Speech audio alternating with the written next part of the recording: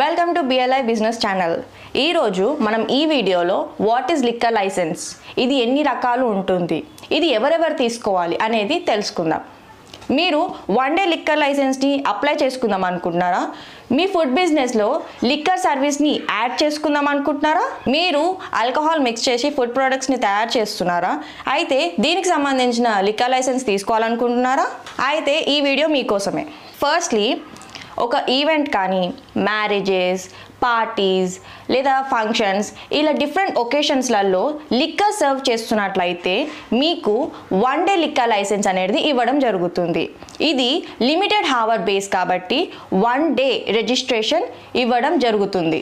కొందరు కమర్షియల్గా food business చేసేవారు, ఎగ్జాంపుల్ రెస్టారెంట్స్లలో లిక్కర్ సర్వ్ చేసేవారికి కూడా లిక్కర్ లైసెన్స్ అనేది తీసుకోవచ్చు.